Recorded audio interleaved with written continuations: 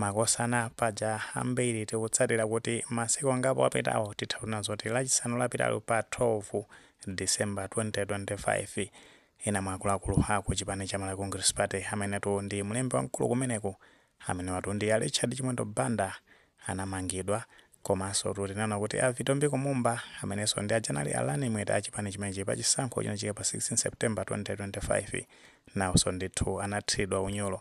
Kenako tinaona kuti la Mulungu lapitali Jesse Kabwira amenetu ndi amene amayankhulira chipani chimene cha MCP nawonso ananjatidwa.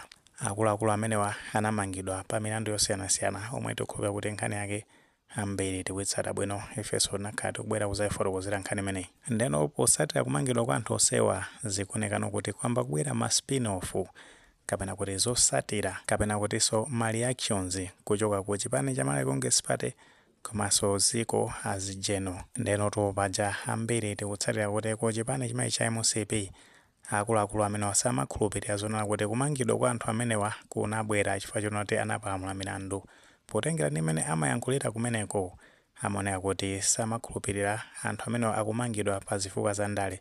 Zitsanzo zabwino ndi press briefing imene achipani chimenechi anachitisa ku headquarters za chipani chimenechi motsogozedwa ndi akunkuyu ndi timu ina kumeneko. Paja akunkuyu amachita kuona zoti anthu amenewa akumangidwa pa zifukwa za ndale. Kuchokatu pamenepo ndekuti ena mwa akuluakulu amenenso sasimikiza zonena kuti anthu amenewa anamangidwa kuti anapalamula milandu ndekuti ndi Isaac Noah Nkaka.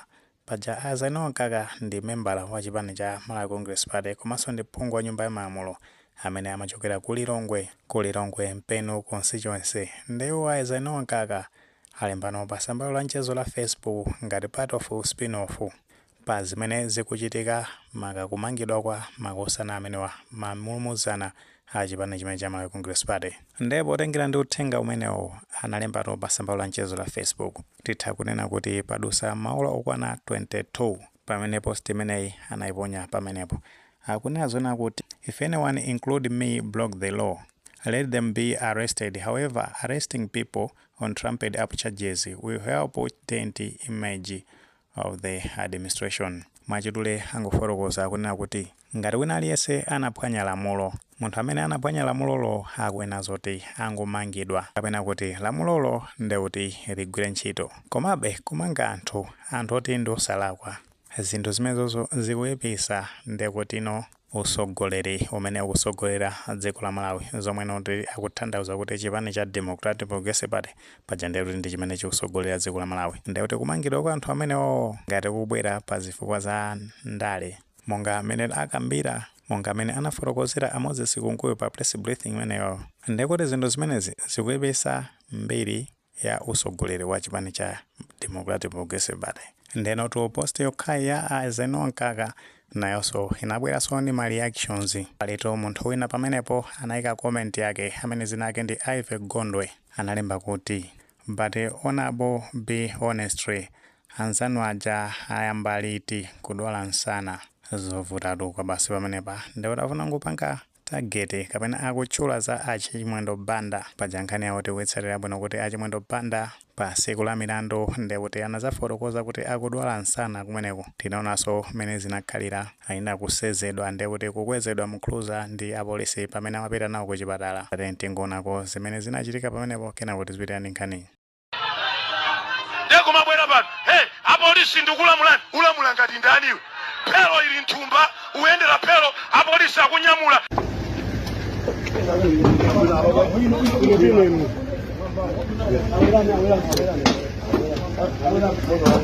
Chabwino taonatu pamenepo mmene zinakhalira ndekuti reaction ya Ive Gondwe ikutanthauza zimene za Chimwendo Banda. Ma reactions amene wawa ndekuti zikuchitira umboni kuti zimene ankachita makosana aja achipani cha Malawi Congress Party pamene amatumikira dziko la Malawi ndekuti anthu amaona zonsezo mphamvu zonsezija anali nazo zija ndekuti nthawi yake inafika anatsitsidwa.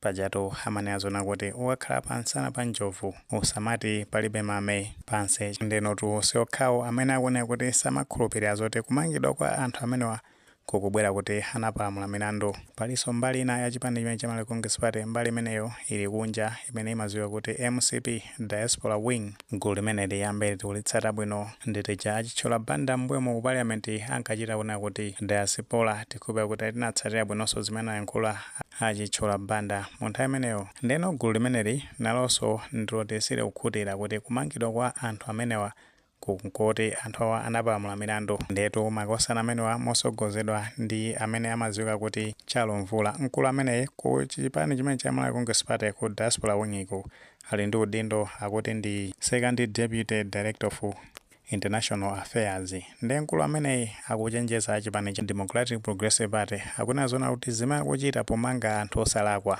zili ndi kuthekera kosokoneza ekonomi ya dziko la Malawi. Akuna zona kuti a DPP ngati sasamala ndi kuti ma donors amene amathandiza dziko la Malawi amene ali kunja uko akaona nkhani zimenezi zonena kuti anthu akumangidwa osalakwa zipangisa zonena kuti ma donors asiye kuthandiza dziko la Malawi.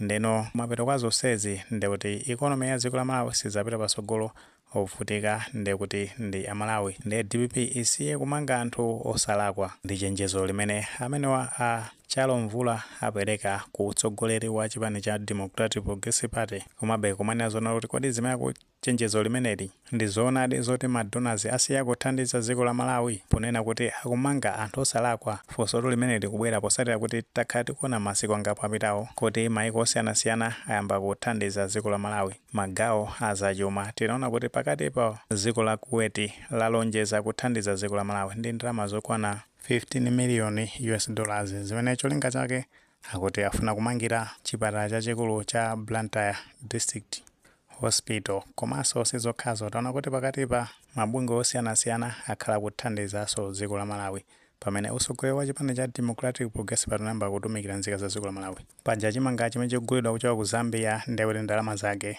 ni ma donors amene anapanga limodzi kuti chimanga chimenecho chigulidwe. So zimene akuyankhula a Chalo Mvula zipena pake angofuna kupangana defend ngati chipani ayitu mmenemo ni mmene nkhani zake zikuyendera. Sitozo zoti mwini maganizo pa nkhani imene pamene tunazona kuti ma spin-off ochuluka akubwera posatira kuti akuluakulu a chipani cha Malawi Congress Party anamangidwa makamaka kumbali ya chipani chimene cha Malawi Congress Party pamene ena mwa mamembala a chipani chimenechi ameneto ali kumaiko akunja akuchenjeza utsogoleri wa dziko la Malawi makamaka chipani cha Democratic Progressive Party kuti akapitira kumanga anthu osalakwa ndi kuti no ma donors asiya kuthandiza dziko la Malawi zimene zipangise ekonomi kuti isachite bwino. Ngati maganizo amene alipo mutha kutifotokoza comment section koma molemekeza maganizo anzathu. Sawale upanga like video imene komanso upanga subscribe channel chimene cha Fox Malawi News 18 choti nkhani zambiri zikamachitika ndi kuti zitha kupezani mosavuta.